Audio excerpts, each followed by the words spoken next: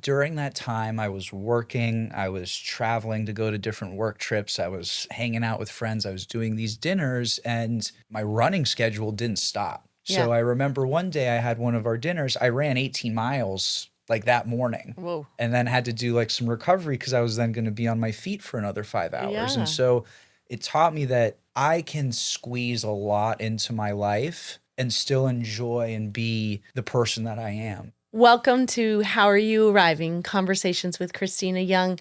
I think you are going to love my episode today with a very unique young man. His name is Max Gelband. He's a 27-year-old real estate broker. He's originally from Boulder.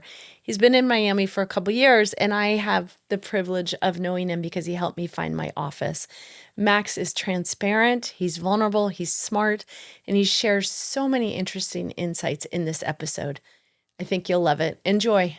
Welcome to How Are You Arriving? Conversations with Cristina Young. After 13 years of leading weekly parenting groups, I'm bringing my favorite question to the mic. How are you arriving? These honest conversations go beyond small talk into family dynamics, parenting, wellness, tough decisions, aging, and what it means to live authentically. If you're craving real talk with heart, you're in the right place. Hello, Max. Hi, Christina. Welcome. I'm so excited to have you on my podcast. This podcast is new and it's called How Are You Arriving? Thank you for having me. It's a lot of fun to be here. And you're on my very first episode, Max. It's such an honor that you're here. And this episode has 4 parts. And what I'm doing for the 4 parts is interviewing 4 very different people. So at least keeps it super interesting to me. Hopefully my listeners will think so too. The episode has this as the title, Looking Back and Leaping Ahead, Lessons Learned, Momentum Gained. Really long title. But I basically was sort of looking at the shift in seasons that's about to happen and how we're transitioning out of summer and into this school year. And I think it's important to kind of reflect on what was before we dive into what we hope happens in the future. And so that's sort of what we're doing. And along the way, I want to see if we can figure out any lessons learned. I'm always one for, in reflecting, deciding like, okay, that went well, that didn't go well, but like, what did I learn along the way? And how can I apply that to all these goals that I'm setting for the future? Sounds like my bread and butter. Right? So Max is a fabulous person who helped me find this exact office that we're sitting in, this podcast studio. Max is the brilliant 27-year-old realtor who was so patient, and we looked at so many offices together. And I'm just thrilled that this is the one we landed on, and that's already like 17 months ago. It's quite a while ago. It's pretty crazy to hear you say that. Yeah. So I'm really quite thrilled that after we signed everything, it could have been that we just went our separate ways. But we had a connection and we enjoyed talking, and Max and I have made a habit out of getting together for random lunches, breakfasts. Supposedly you're inviting me to some dinner parties soon. Yeah, I'm inviting you to our next dinner party that we're going to have. Love it. If anyone wants to follow us, Fat Cat Ferments, let us know. We've got a cool little Instagram where we do private dinners. We also sell kimchi, different types of hot sauces, and other fun stuff. I did not know about this. Yeah, well, I got a package coming for you. It's with your invitation. Okay. Fat Cat Ferments. Yeah, I'll send you a little link Instagram? that you can tag or put on my face or whatever you want to do. I didn't know about that at all. Okay. So let's talk about summer. And I want to start by asking you, are you the kind of person who sets goals or has expectations? Like when the calendar turns to June and you're thinking ahead to summer, what's going through your head? So before we start, I just want to say thank you for having me. You're welcome. I also do just want to say this is probably one of the coolest full circle experiences I've had by seeing this space and what was a dirt floor, and now we're doing a podcast. It's so crazy. Thank you for having me, and I'm excited to chat. Yeah.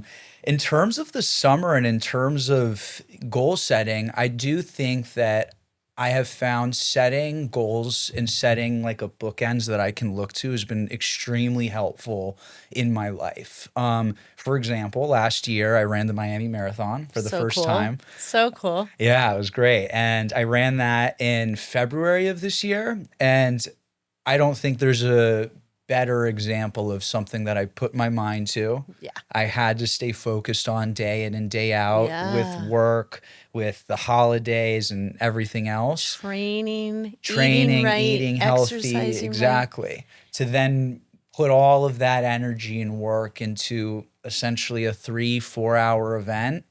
It was really rewarding for me to come across that finish line and be like, wow, I Can did you that. take us back to what motivated you to sign up in the first place? If you want the real story, it was my mentor, Sam Noddle, who Oh, was like, yes. hey, you're starting to run, but now you're going to run the real thing. Yeah. So he was a big piece of it. But I do think that as I continued my journey in running as more of a hobby, it just kept kind of eating at me that I wanted to run the marathon and I Yeah. wanted to show myself what I could do and how hard I could push myself. And it was an amazing experience. So it's an interesting reflection of the internal dialogue that you must have with yourself. Yeah, for sure.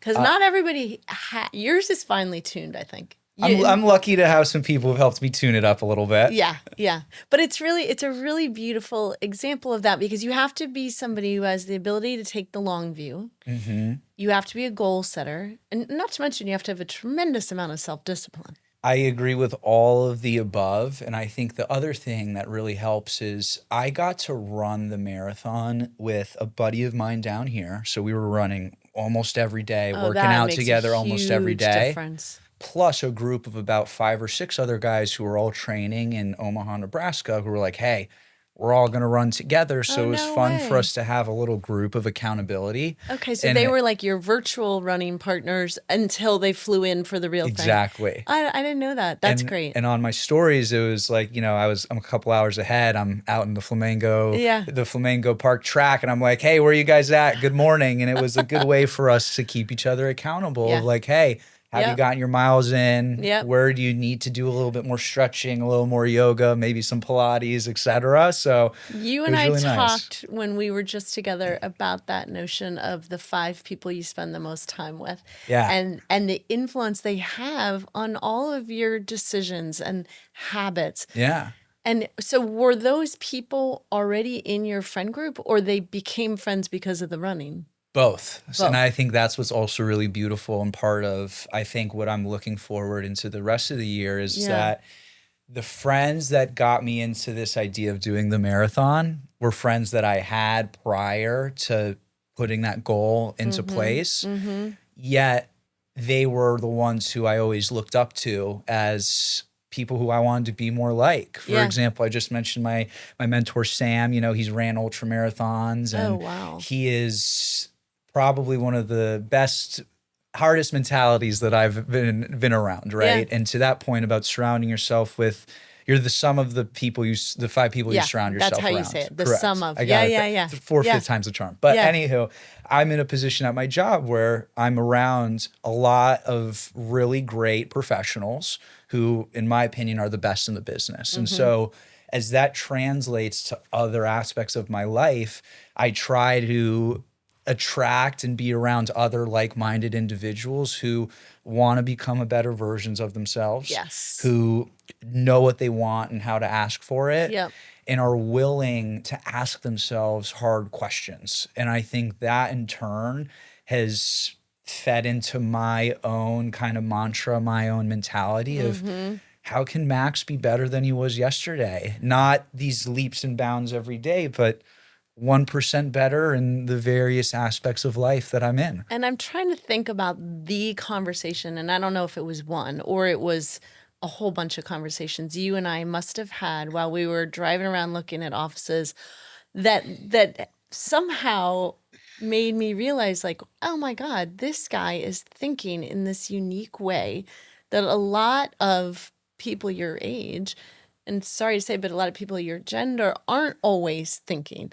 And I think that was one of the things that drew me to you. It's like, my God, this guy's got so much self-awareness and Thank you. drive and like desire to be the best version of himself. Thank you. And that, you're welcome. And that's why I think when I was getting ready and looking at these questions and like, what are Max and I going to talk about? That's why I was like, this is all stuff we talk about. You and I talk about anyway. It's just like kind of our norm in our Yeah. conversation is like goal setting and like lessons learned and how to be the best version of ourselves. Yeah, and I think like to that point, right? Like one of the first things I remember that you and I like talked about was you were explaining to me what your practice was and how it was important for me to understand that you were working with adults and you weren't just having people come in and out, in and out. Like you were leading a community, Right. right? And so that then kind of turned into the way my parents raised me. So I got to give them a lot of credit for that, Yeah. of, really just being a semi-decent human being. As my Yeah. father likes to joke around. His full line is, if I can be a semi-decent human being, I'm probably doing better than most of the humans on the earth right now. That's right. I like that. And so for me, I just think being able to carry myself with the expectation that the two things I can control in my life are my attitude and my effort, that's what I want to push forward. I've never heard you say that. Could you say that one more time? Yeah. So my football coach, Coach Mack, if you're listening, he taught us from a very young and early age that he believes the only two things you can control in your life are your attitude and your effort. I like that. And outside of football, Yeah. I think that speaks to what we mentioned earlier, is that if you don't have the attitude that you're going to attack the day and make it amazing, it's likely your effort's going to drag behind that. And in the inverse, you can go balls to the wall on practicing for soccer, trying to learn a new real estate market, a new recipe if I'm cooking. But if I don't have the right attitude of wanting to learn and wanting to maybe make a few mistakes, then I don't think you get as much as you're really looking for out of that scenario. Yeah. Wow. I didn't know you played football. I did. Back in my high school days, I was like 190 pounds. I played running back in DB. I wasn't a stud athlete, but I was pretty good. You held your own, though. I held my own. I think some Okay. friends in high school may have some different opinions, but at least I did my job. So let's go back to the marathon, and that was in February. And what would you say in terms of like thinking about that idea of extracting lessons and applying them into your rest of your life? What would you say was the lesson you learned from running the marathon? So I had to think about this a little bit after we met. And I think the most important lesson I learned from the marathon is nothing stops for you. During that time, I was working, I was traveling to go to different work trips, I was hanging out with friends, I was doing these dinners, and my running schedule didn't stop.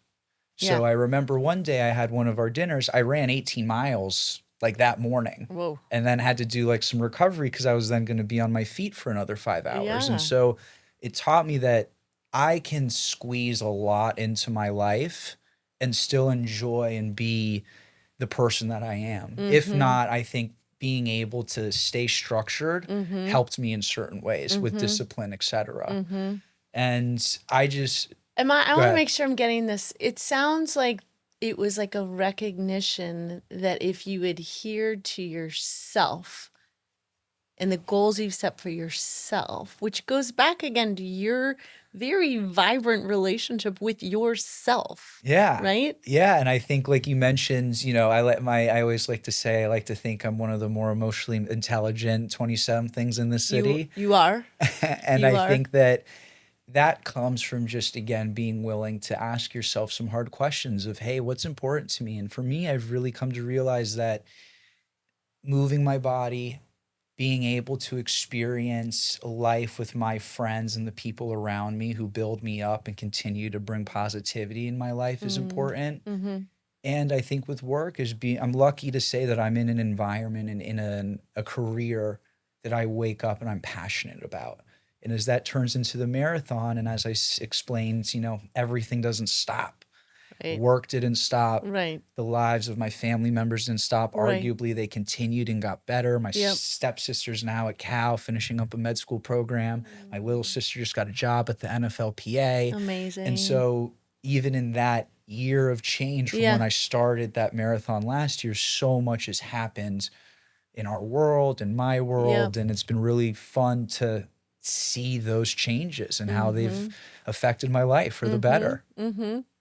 So let's talk about changes that might be happening as we shift seasons, like from August, summer Yeah. into the fall. Are you someone who still sets goals like a kid going back to school? Like, is that something that happens for you? 100%. And I think what's been interesting is as I'm not in college or any school anymore, I get this, I remember the times of, oh, summer's over at school again, and then we have winter break, but now I'm a working man and it's just the just whole nonstop. year down the Yeah. road. But I do think that I feel the industry I work in has its kind of ebbs and flows. In the summer, it slows down a little bit. Yeah. I've used this summer to really stay focused on what I can control and what I can continue to push to make this next chunk of time a little bit easier.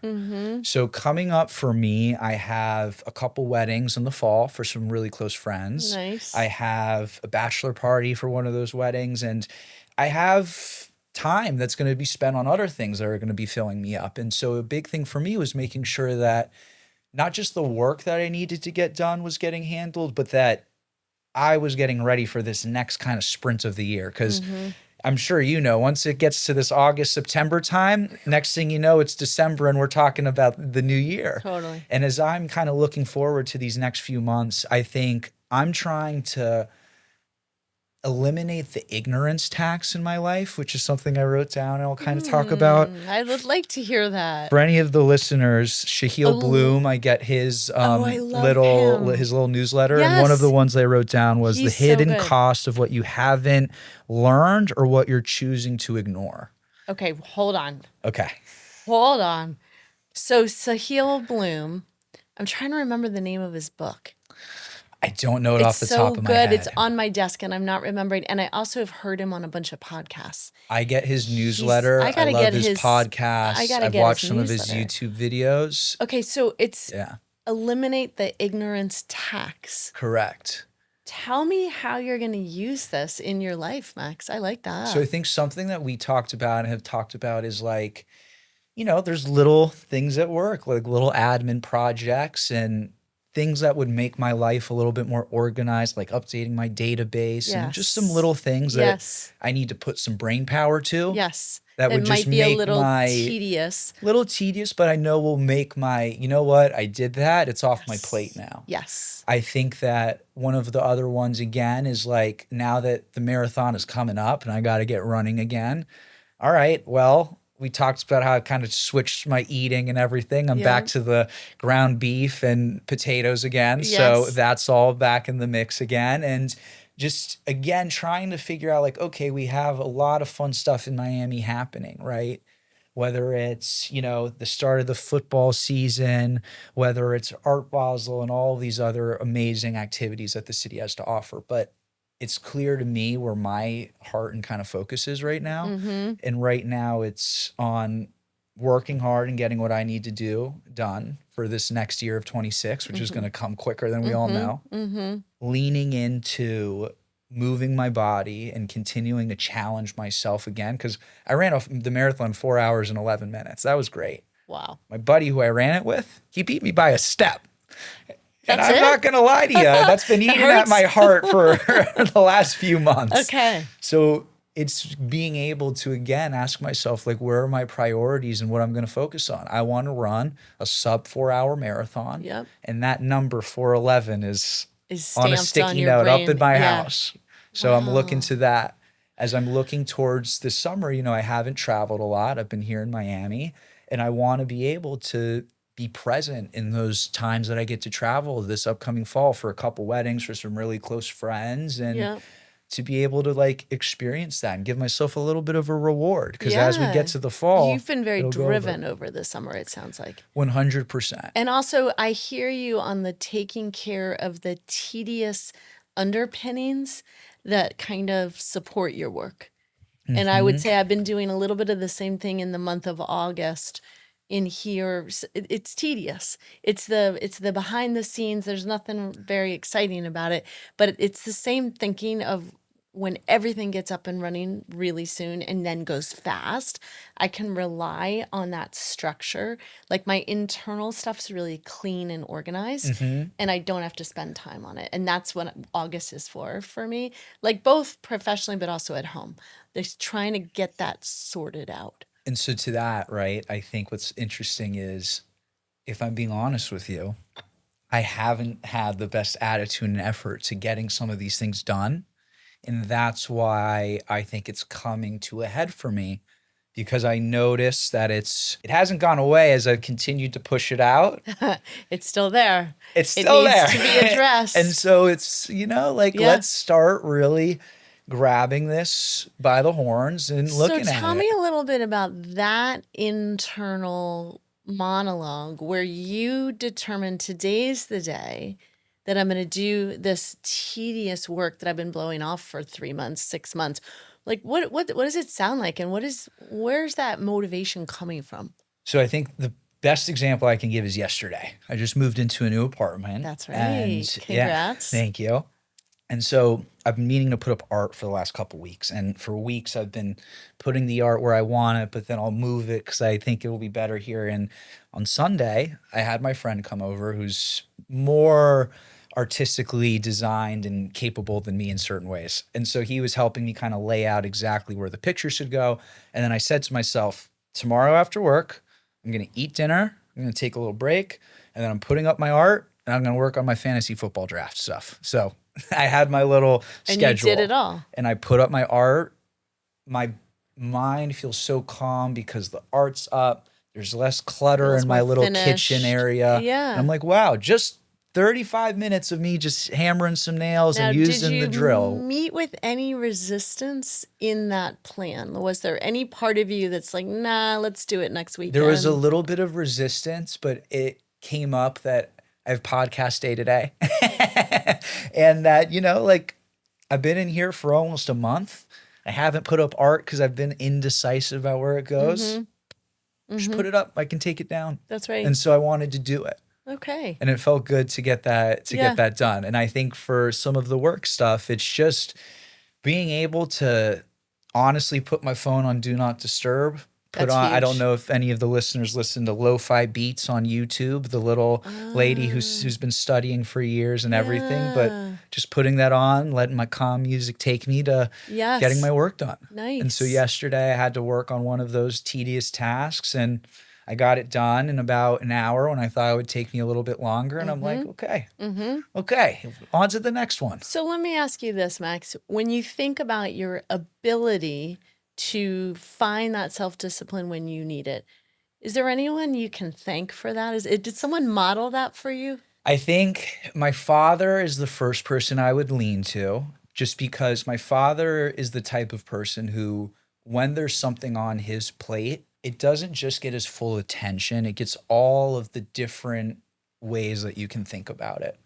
Something I've always admired about my father is he treats people with the same level of kindness, no matter if you've been his friend for 20 years or you met him 2 days ago. Wow. And I think the other people that I would mention and talk about are the people that I work with at my office. So got to give a quick little rundown of everyone that has welcomed me into this family. But first and foremost, Michael Comrash, Jeff, Mikey, Michael Grinfeld, Irma, Sam, Vicky, Steve, Vanessa, Carla, Sophia, Marta, Rez, Tamara, Mauricio, and Juan.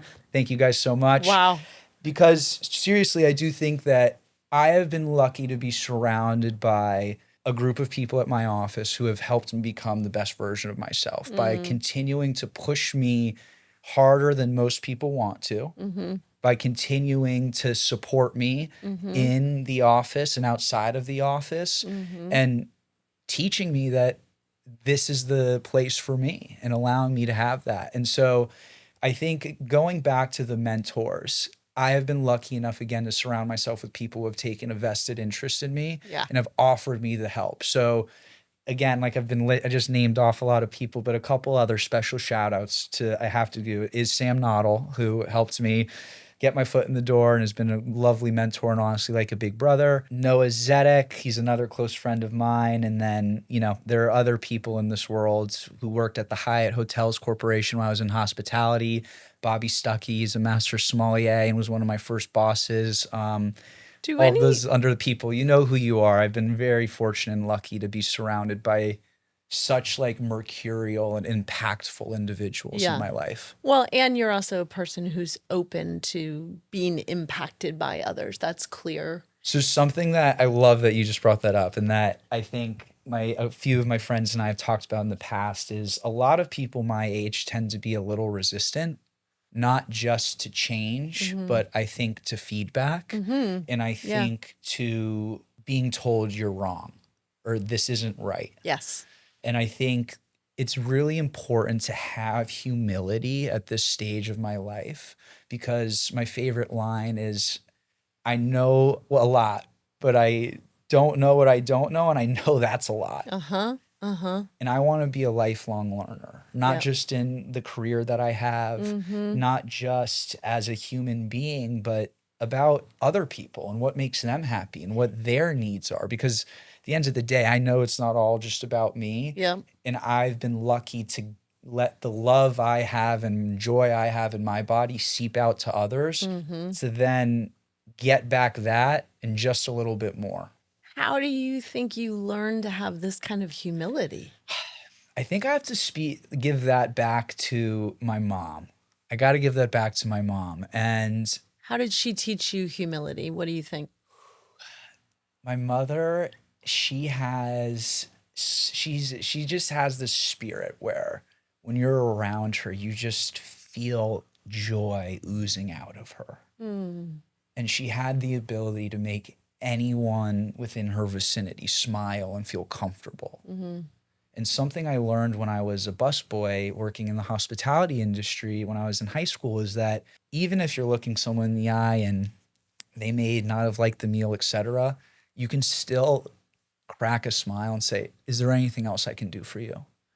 Because although that situation isn't one that necessarily everyone wants to deal with or that everyone likes to be in, you can still have the right attitude and the right effort. Yes. And be to humble represent in that yourself in the moment. right way. Yeah. Correct. And I think that, again, that the attitude and effort really is like my overarching mantra, Yeah. because I do really believe that those are the only two things I can control in my life. Yep. I've learned more about myself being in uncomfortable situations, and being able to learn and move from those situations has really helped me figure out where I need to go next. I want to talk to you about an organization I really admire here in Miami.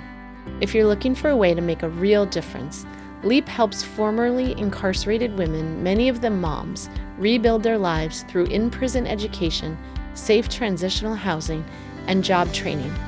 Learn more at leapforladies.org and be a part of a woman's second chance.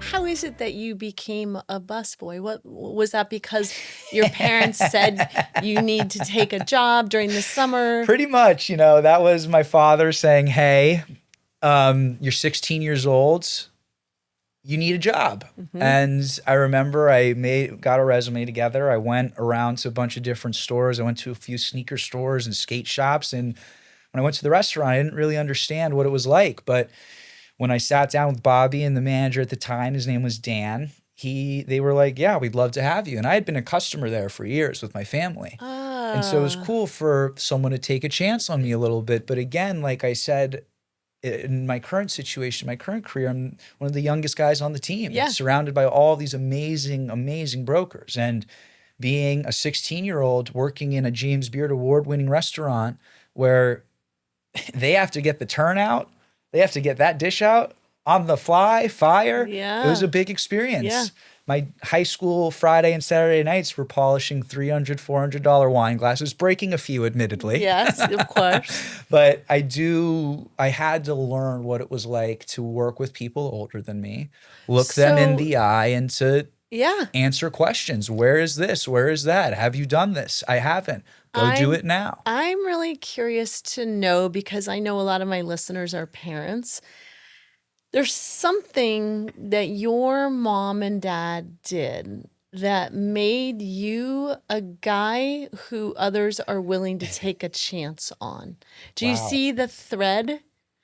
And that's something really admirable. And so I'm thinking, okay, if I'm a mom or a dad listening, and you know that I am a mom, I'm thinking, what is that thing, and how do we shine a light on it so that Yeah. others can do that themselves in their own parenting? Yeah, and I just want to also be vulnerable for your listeners because I think it's pretty relevant. Yeah. So I'm the child of divorced parents. Yep. And while the divorce, I wouldn't say was extremely amicable, my parents loved my sister and I because we were their children. And so I think that How old were you, Max? I was in third grade. Okay. And so what I want to share with that is my parents raised the two of us and co-parented in an amazing way. Yeah. But they both had a very clear position on how they wanted to parent, which was we're a transparent family and we like Yep. to talk about stuff. Yeah. And I think that is even more present when my stepmom came into my life because as with a blended family,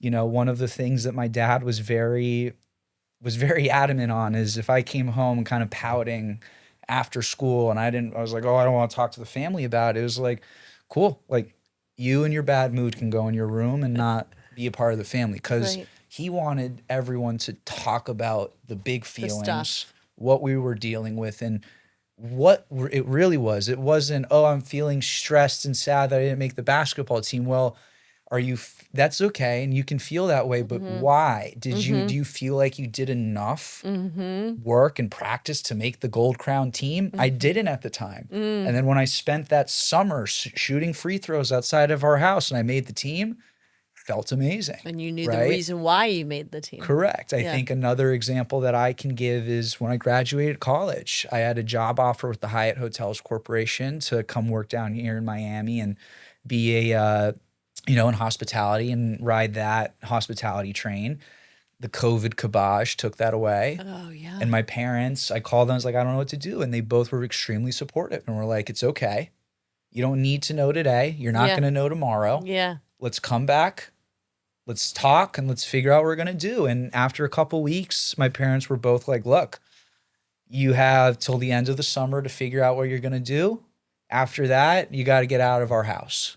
And so what I'm trying to get at is I think my dad, my stepmom, and my mother were all extremely adamant on having real conversations with me That's and what hard it sounds conversations like. at Yeah. a young age. Yeah. Not just about what I'm feeling, not about what I want, but Let me how do pause we you on actually that. kind of take those steps to get there? So I'm hearing two things.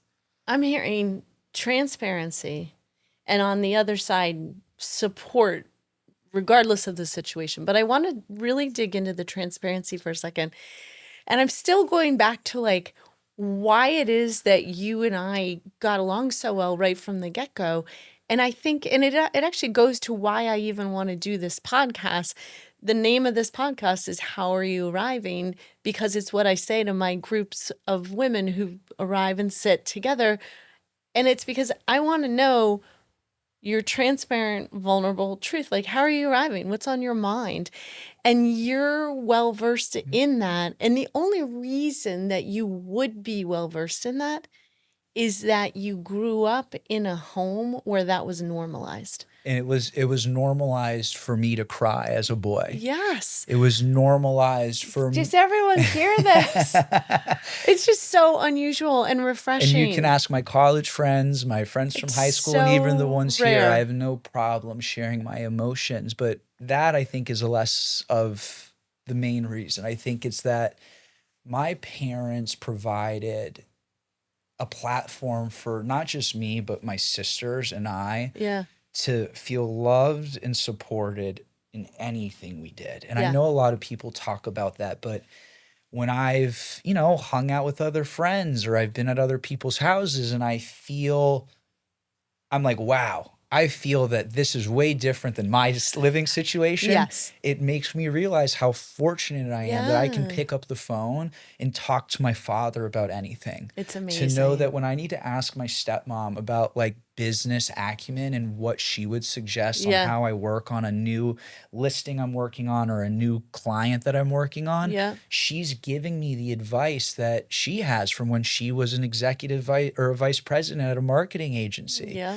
And so, So let's go back to your yeah. dad for a second. Yeah. How did he turn out like that?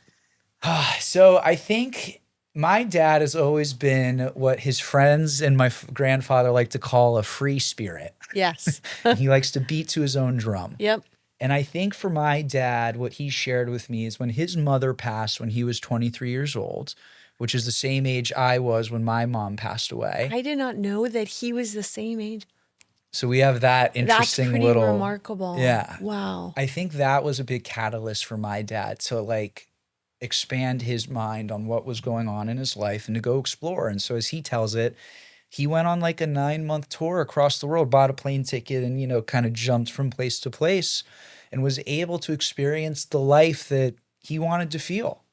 And I think that ever since I was a young kid, my father has never pushed me to a job, pushed me to a career. My stepmom is really who I have to give credit to for saying I'd be in real estate because she called it long, long ago. So Okay. Courtney, you get the star there. But they never forced me into something. It was always like encouraging me to try different things, whether it was me skateboarding, snowboarding, into arts and crafts, into clothing, into All the of things that it. just made me passionate. So we haven't yet used the word unconditional love, Mm-hmm. but what you're defining in all of this conversation about your parents is certainly a beautiful example of unconditional love, unconditional support, meaning we don't care what you're into. You're ours. And we've got you. No matter what you're into, you're ours. We love you every which way. From the time I was, 10, 12, I still like, some of my nerdy stuff. But like from when I was a young age, I remember my dad being like, you really still playing with magic cards and everything like that? But to this day, my dad is still like, really, dude, you're still watching anime? You're still watching the Studio You're Ghibli like, movies? yeah, I am. But I am. And what I can tell from my dad is he's just like, you're happy. And that's what makes me happy. My God. And like, Your he dad sees needs to that. host a seminar on being a dad. I think if you wanted my dad to Can come we up get and your do dad? I'll make Let's get some your calls and get that out. Because I care so much about parents, clearly from my job, and I care so much about moms, but there's so much magic that can happen when dads have the right attitude. Yeah. There's so much magic, and I think dads underestimate or maybe don't have time to think about or don't choose to think about the massive impact they can have on their kids. And the fact that the world gets a guy like you who is so in touch with his own feelings and strengths and weaknesses and has the ability to set long-term goals, like now I'm going to run a marathon, like you're a gem. You realize that, right? Yes, I do. Thank you. So let's Thank go you. back for a second, Max, to I'm still thinking about the lessons learned from running the marathon and then how you've applied those lessons at work. And if at work, is there a way that you have seen yourself change and grow in terms of maybe back to effort or attitude, but in reaching goals at work where you could actually be like, wait, this all ties in. This is like a theme for me. Yeah. So I think the first cool thing for me is I started at my job, the Comras Company, in January of 2022. Okay. And so this is my third year. Wow, And so what's already. cool for me is I get like January to December to measure Yeah. my year and my success, where I feel a lot of other people it's really anywhere in the month Yeah. or anywhere in the year, right? Yeah. Any month. So what's been great for me is I've really been able to see this consistent growth that I've been able to have over the last few years. But the thing that's really kind of hammered it home for me is we just hired a new guy on the team. Yes. And I share this with you that he is looking at me as an example of what the status quo is.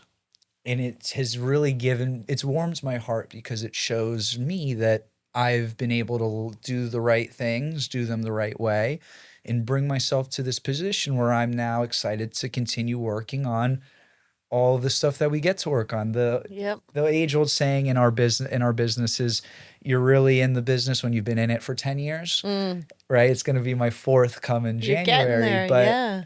I But do think it's important to just have that, like, there's always going to be growth. There's you have always going to be an growth. opportunity right now, which I think you're touching on, to be the teacher and the mentor, when so many have taught you and been a mentor to you, and now it's like the roles are reversed. I think it's a little even more succinct than that, and it's more about paying it back. Something that Sam and Michael and everyone at my office has been extremely adamant about is that you need to pay back all of the good that you've had. And so one of my little daily affirmations that I write is spread joy, Love it. because So I think simple. it's simple, but I do think that's important is the little, hi, how are you? If you've been out to eat with me enough and around that little, hey, how are you doing today, to the person serving your coffee, or even to the guy who's at the tire shop Makes a huge difference. it's just being a human. And I And I think that's notice- extremely important, and to Yes. not just how I spread the kindness of what I do, but also I feel that come back to me when someone calls me and says, hey, I got a guy for you I want you to talk to. Or Yep. like that's the biggest compliment, You're really. putting it out in the world. And what I've and- put out has been received in the way that I've Absolutely. wanted to, and Yeah. people value it. And so But I yeah. want to talk about this for a second, Max, because I've noticed it about you. Thank you. I've noticed that when we are in restaurants, and we've all been to restaurants with people, or even in a 7-Eleven or getting gas or anywhere, we've all been with the people who are really quite rude or just brusque with a server. And it always sort of takes me back. It's not how I was raised. I was always raised of like, be polite and like, how can I help you? Like you said when you were a busboy, or like, thanks for bringing me the extra water, whatever it is. And it's something, my husband and I, when we're with other people, we'll come home and talk about things that we notice. And it seems to be this sort of like, I don't know, unwritten bar that we both share of like, if you're hanging out with someone and they're rude to the server, I'm kind of like, I need to like actually reconsider my entire friendship with you. Because I have seen now your like truth, and I don't know if I can abide by that. That sounds so severe, but No, I think it's accurate, but I think for me where it comes from is back to like I've been in that position. Right. Where I was a busboy, or I was a server. and it mattered when people were polite to you. I don't even think it's not that it mattered when people were polite to me, but I noticed and I remembered the people who were not nice to me, who were nice to me. And I really remembered the people who I went liked above and who beyond. were awesome. Yeah.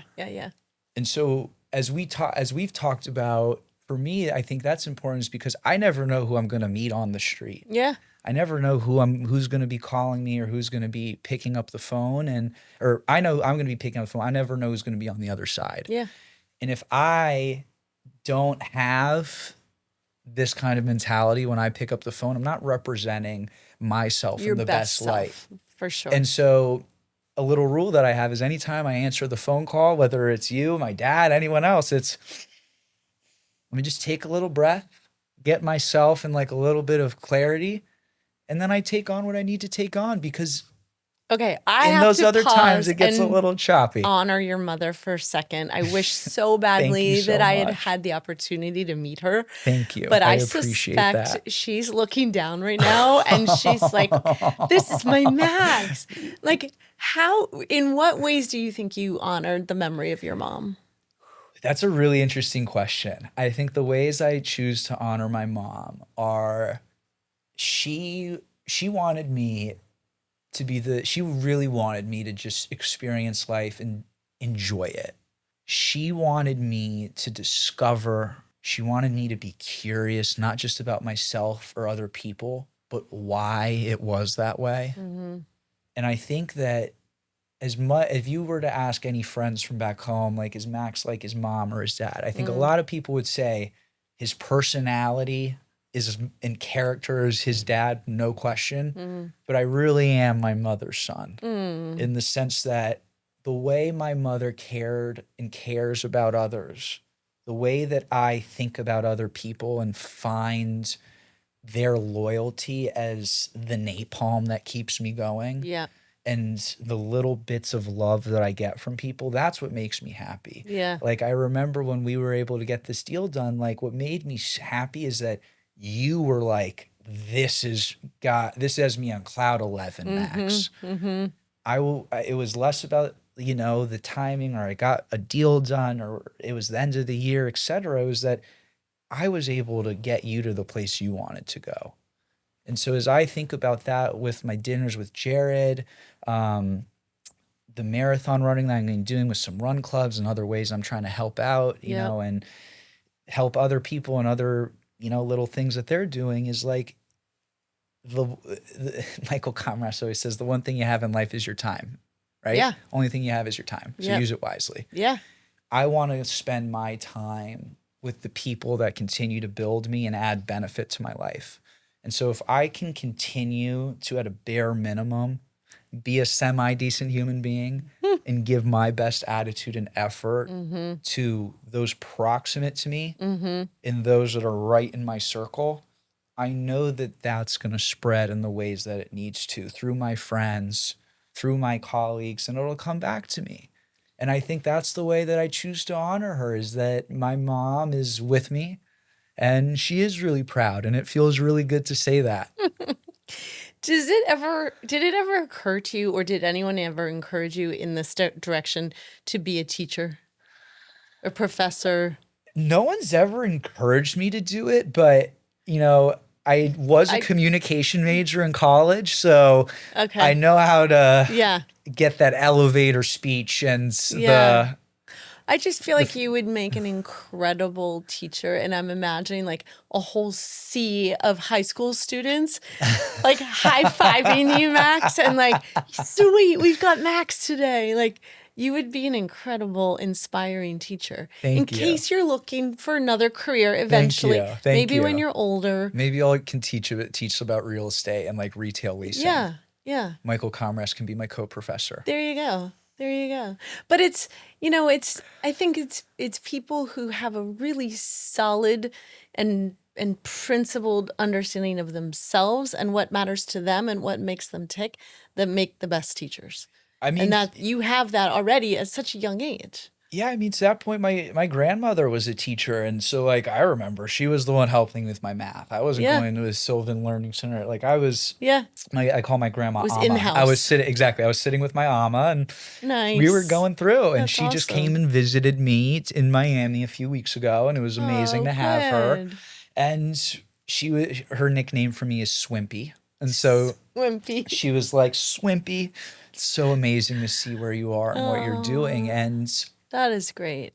Yeah. I just think kind of, again, the theme and kind of rounded out like idea that we're talking about here is just, I think it's about being honest with yourself and having those tough conversations. And I've been lucky to have a lot of them in my life.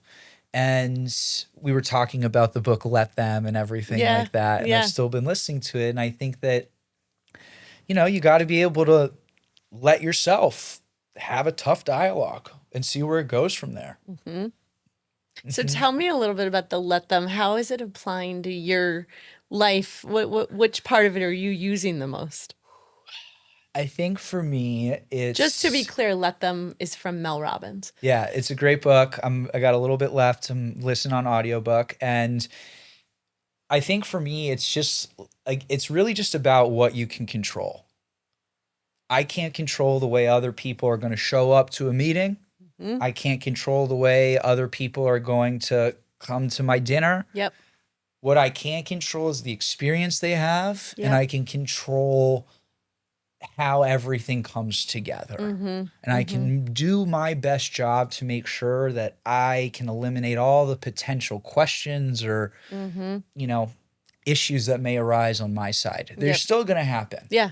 And there's still things that always come up. Yeah. But if I can quell my mind and my lizard brain about the things that I've been able to control or manage, that's what's going to, I think, lead me, again, to the right path and a place to really be successful. Someone taught me long ago, before Mel Robbins was a thing and before the Let Them theory, And it's really very much the same thing. But someone said to me, it's not your job to babysit how something lands on anyone else. And it's always stuck with me of back to effort and attitude and me being my best version of myself. Like, that's the only thing I can control is I'm going to present my best version of myself. How it lands on you, I can't control any of that. It's not my job to babysit it. And once I'm done with my portion of it and it's over on you, But it's just my like what Mel responsibility is does in done. the book is it's let them Let them. have it, Yep. do it, be it, anything. Yep. Let me do what I need to do. Yeah. And it's been very rewarding to just, again, with like hanging up the walls and everything. Like yeah. I have friends who are going out on a Saturday. Let them go out. Let them. Yeah. Let me do what's going to make me feel good. But that's your connection to self again. That's very unusual and very strong. And it's just super admirable. Really. Thank you. I really appreciate that. Thank you. So let's do this in closing, Max. If your future self could thank you for one insight from today, from this conversation, I wonder what that might be. I think it's what we just talked about and let them let me. You asked me at the beginning of how am I showing up for the rest of the year, and I had a little answer that I wrote down. Oh, and please so share. I'm showing up with room in my heart for more vulnerability, a little bit more disappointment, and lots of room for joy and love. And so with those three, Amazing. being able to be vulnerable about all that's gone on in the last couple years and about what's to come and how I can prepare for that and what I'm feeling excited about, what I'm nervous about. I'm nervous about running this marathon again and training harder, etc. I think the disappointment is deals will get done, deals won't. There's going to be ups and downs, ebbs and flows in all aspects of my life. Of course. But allowing that room to be there and Yep. not acting as if it won't. Yep. And the last one is really just continuing to allow the good that I love and that I've been able to attract come back into my life. And that's how I am showing up into the remainder of the year. Amazing. Okay, I just thought of a word that describes you perfectly, Max. Okay. Earnest. Have you Thank been you. told that before? I haven't been told I'm earnest, but I really like it. You're the definition of earnest. The fact that you even Thank you. made notes to share in this podcast it's just it's like it's you saying, I want to show up as my best version of myself. And I Thank want to you. get as much as possible out of this. And I want to share what I can share and reap what I can reap. Like, it's very earnest. I appreciate it. Yeah, and I think like one thing I didn't really share, but I think is similar to this theme of surrounding and self is, I threw myself a little birthday party this year where I invited 80 some odd people to like a little 1920s warehouse. And the whole reason why I did that is because I've lived in Colorado. I have friends there. I have an amazing support system there where I went to college in San Diego. And now coming here, I've been able to create this environment where I'm not just loved and supported, but people have a real interest and value in what I'm doing. And it felt good for me to not just bring those people together to be like, wow, look at what I've created, but to hear people be like, I haven't seen so-and-so in years. How do you know them? And just to, again, let other people see that community, kindness. It's like a gift back to everybody. And it's all still there. Like all of those relationships and everything that we've kind of touched on and the things that I think other young people, other people in this world want are all at our fingertips. And you just got to start asking yourselves, how do I start touching all of these different things in my life? Maybe a little hot at the start, maybe really cold at the start, but keep touching it and it'll get lukewarm. And then I think some of that might clear up, not just for me, but other people as well. I want to thank you for taking the time to come in here. And this is where the lessons are learned, is when we pause, we jump off the treadmill, we assess, we reflect, we look at all of the goals, all of the transitions. It's the pausing and being in conversation like this that I think is so important. Thank you so much for being here, Max. Thank you for having me, and always excited to come back if you ever want me We'll around do it again. Thank you. Take care. Thank you for listening to this episode of How Are You Arriving? Please follow me on Instagram at CMY Therapy. As always, like, follow, and subscribe. See you next time.